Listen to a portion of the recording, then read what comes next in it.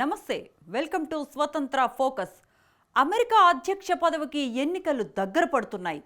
ఎన్నికలకు దాదాపు 3 వారాల సమయమే మిగిలి ఉంది.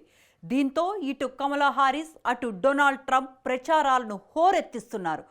అనేక కీలక అంశాలను ప్రచారంలో ప్రస్తావిస్తున్నారు.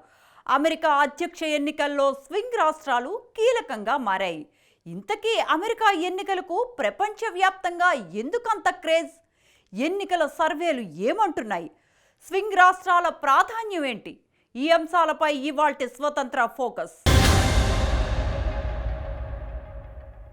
డెమోక్రటిక్, రిపబ్లికన్ల పార్టీల ప్రచారంతో అమెరికా హోరెత్తుతోంది. కమలా హారిస్, డొనాల్డ్ ట్రంప్ నువ్వా నేనా అన్నట్లు ప్రచారంలో పాల్గొంటున్నారు. ఓటర్లను ఆకట్టుకునే ప్రయత్నాలు చేస్తున్నారు. కాగా ఈసారి అమెరికా ఎన్నికల్లో 7 రాష్ట్రాలు కీలకంగా మారాయి. వీటినే స్వింగ్ రాష్ట్రాలంటారు. అవే Arizona, Georgia, Michigan, Nevada, North Carolina, Pennsylvania, Wisconsin రాష్ట్రాలు. అభ్యర్థుల జయాపజయాలను మార్చే సత్తా ఈ 7 స్వింగ్ రాష్ట్రాలకు ఉంటుంది.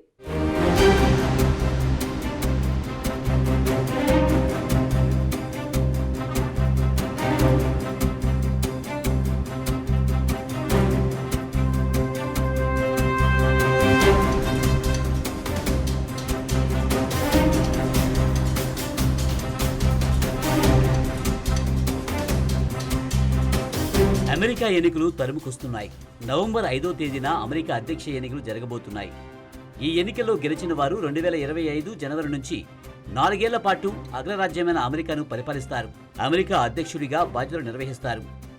అమెరికాలో డెమోక్రాటిక్ పార్టీ అలాగే రిపబ్లికన్ పార్టీ ఈ రెండే ప్రధాన పార్టీలు. రాష్ట్ర ప్రైమరీలు, కాకస్ అని పిలిచే ఓటింగ్ ద్వారా 2 ప్రధాన పార్టీలు తమ అభ్యర్థులను నామినేట్ చేస్తుంటాయి. ఎన్నికలలో పార్టీకి నాయకత్వం వహించాలనుకునే అభ్యర్థులను అక్కడ పార్టీ సభ్యులు ఎన్నుకుంటారు. ప్రైమరీ ఎన్నికల్లో గెలవడంతో రిపబ్లికన్ పార్టీ అభ్యర్థిగా డొనాల్డ్ ట్రంప్ ఎన్నికయ్యారు. విస్కాన్సిన్లోని మిల్వాకీలో జరిగిన రిపబ్లికన్ పార్టీ సమావేశంలో అధికారిక రిపబ్లికన్ అభ్యర్థిగా డొనాల్డ్ ట్రంప్ ఎన్నికయ్యారు.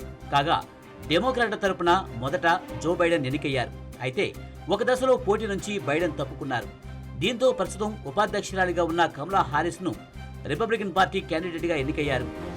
అయితే రిపబ్లికన్ పార్టీ, డెమోక్రాటిక్ పార్టీ అభ్యర్థులతో పాటు కొంతమంది ఇండిపెండెంట్లు కూడా పోటీలో ఉన్నారు. అమెరికాలో ప్రస్తుతం డెమోక్రాటిక్ పార్టీ అధికారంలో ఉంది. డెమోక్రాటిక్ పార్టీకి ఉదారవాద రాజకీయ పార్టీగా పొలిటికల్ సర్కిల్స్లో పేరుంది.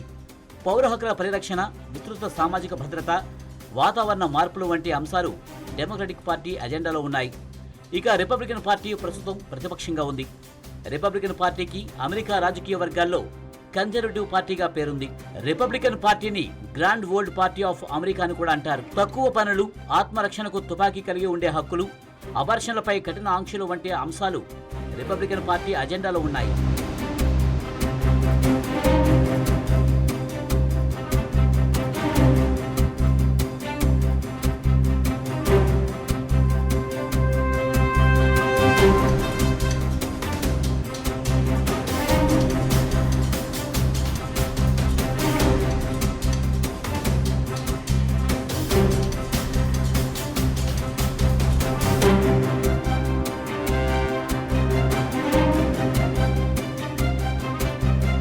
సహజంగా అమెరికాలో ఎక్కువ ఓట్లు తెచ్చుకున్న వారు అధ్యక్ష పదవి ఎన్నికల్లో విజేతలని అందరూ అనుకుంటారు.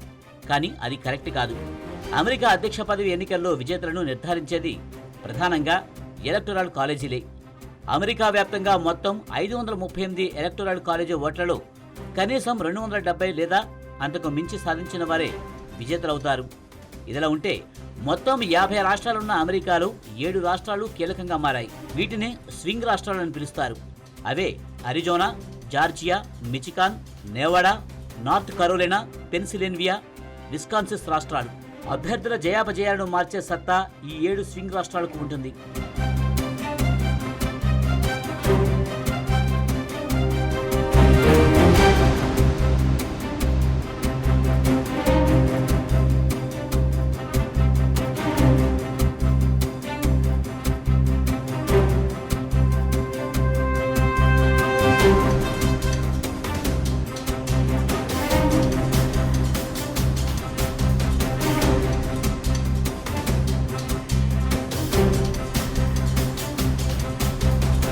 రాష్ట్రాల్లో మొదటిది అరిజోనా. 2020 అమెరికా అధ్యక్ష ఎన్నికల్లో డెమోక్రాట్ల విజయంలో అరిజోనా రాష్ట్రం కీలక పాత్ర పోషించింది. సాంప్రదాయబద్ధంగా రిపబ్లికన్ పార్టీ కంచుకోటగా ఉన్న అరిజోనా కిందటిసారి అధ్యక్ష ఎన్నికల్లో బైడెన్ వైపు మొగ్గు చూపింది. 1990 తర్వాత తొలిసారి డెమోక్రాట్లకు మద్దతునిచ్చింది. దీంతో ఈ ఎన్నికల్లో మరోసారి డెమోక్రాట్ల వైపు ఉంటుందా లేక రిపబ్లికన్కు మద్దతిస్తుందా అనేది ఆసక్తిగా మారింది. కాగా అరిజోనాలోని ప్రధాన సమస్యలలో వరుసలు ఒకటి. అరిజోనా రాష్ట్రానికి మెక్సికోతో సుదీర్ఘమైన సరిహద్దు ఉంది. సరిహద్దు నుంచి అక్రమ వలసలు తగ్గినప్పటికీ ఇమిగ్రేషన్ సమస్య చాలా మందికి ఆందోళన కలిగిస్తుంది. ఇదిలా ఉంటే తాను తిరిగి అధ్యక్ష పదవిని దక్కించుకుంటే అమెరికా చరిత్రలోని అతిపెద్ద బహిష్కరణ చర్యను అమలు చేస్తారని ఎన్నికల ప్రచారంలో డొనాల్డ్ ట్రంప్ హామీ ఇచ్చారు.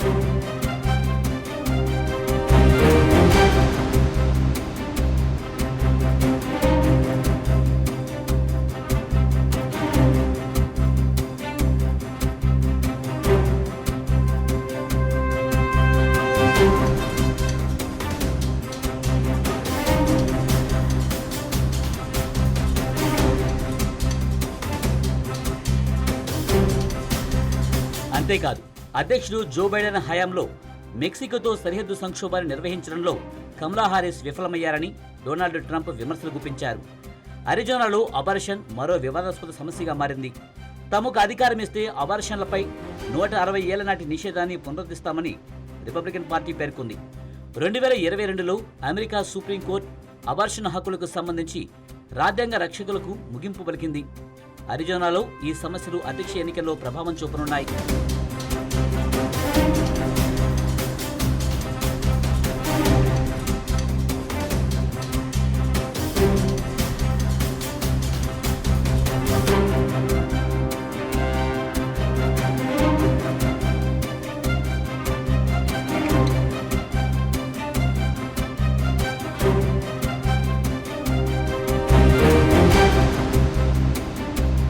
రాష్ట్రాల్లో రెండవది జార్జియా.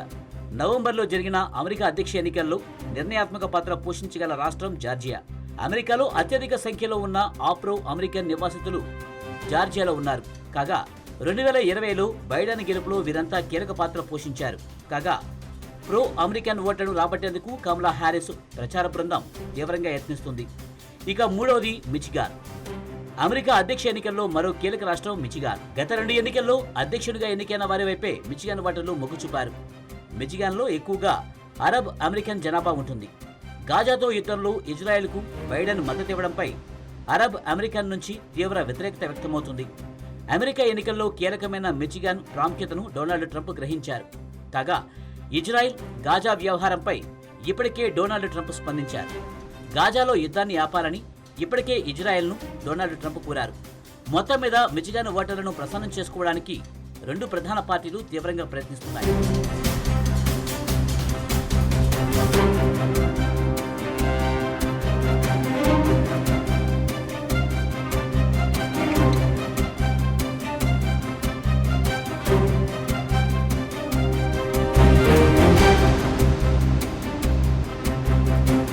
స్వింగ్ రాష్ట్రాలలో మరొకటిది నెవాడా. ఇటీవల జరిగిన అనేక ఎన్నికల్లో నెవాడా ఓటర్లు డెమోక్రటిక్ పార్టీకి మద్దతునిచ్చారు. అయితే ఈ ఏడాది రిపబ్లికన్లకు నెవాడా ఓట్లు పడవచ్చునని రాజకీయ వర్గాలు పేర్కొంటున్నాయి. నెవాడాలోని ప్రధాన సమస్యలలో ఆర్థిక వ్యవస్థ ఒకటి. బైడెన్ ఆధ్వర్యంలోని బలమైన జాతీయ ఆర్థిక వృద్ధి, ఉద్యోగ కల్పన ఉన్నప్పటికీ కోవిడ్ అనంతరం ఇతర రాష్ట్రాలతో పోలిస్తే నెవాడా వెనుకబడి ఉంది.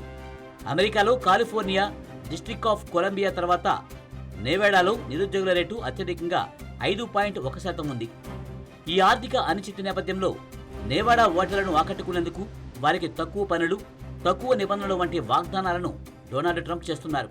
కాగా నెవాడాలో భారీ సంఖ్యలో ఉన్న లాటిన్ దేశ జనాభాపై దృష్టి అటు రిపబ్లికన్ ఇటు డెమోక్రటిక్ పార్టీలు దృష్టి పెట్టాయి.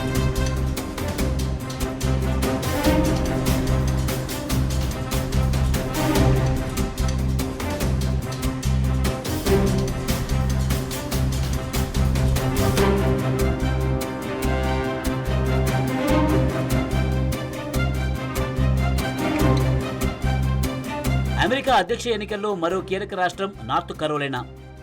డెమోక్రటిక్ పార్టీ అధ్యక్ష అభ్యర్థిగా కమలా హారిస్ బరిలోకి వచ్చినప్పటి నుండి నార్త్ కరోలినాలో పోరు హోరాహోరీగా సాగేలా కనిపిస్తుంది. కొంతమంది విశ్లేషకులు ఈ రాష్ట్రాన్ని టాస్ ఆప్గా పేర్కొంటున్నారు. జూలైలో డొనాల్డ్ ట్రంప్పై హత్యాయత్నం జరిగిన తర్వాత ఆయన తొలిసారి నార్త్ కరోలినాలో బహిరంగ సభ నిర్వహించారంటే ఆ రాష్ట్రాన్ని ఎంత ప్రతిష్టాత్మకంగా తీసుకున్నారనేది సులభంగా అర్థం చేసుకోవచ్చు. మరోవైపు డెమోక్రాట్లు కూడా నార్త్ కరోలినాలో పట్టు సాధించేందుకు తీవ్రంగా యత్నిస్తున్నారు.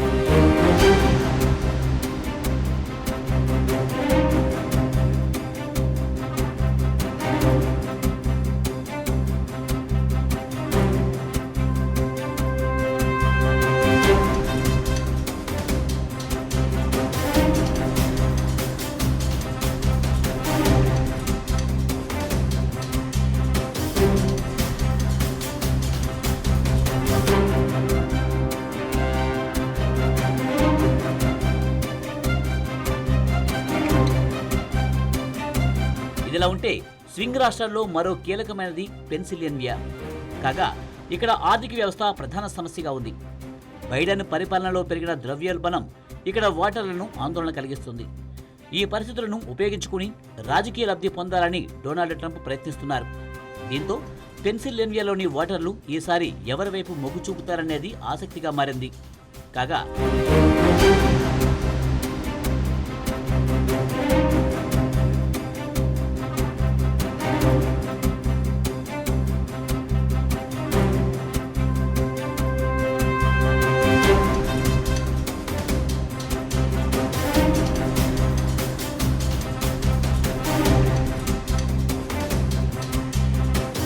అమెరికాలో మరో కీలక రాష్ట్రం విస్కాన్సిన్.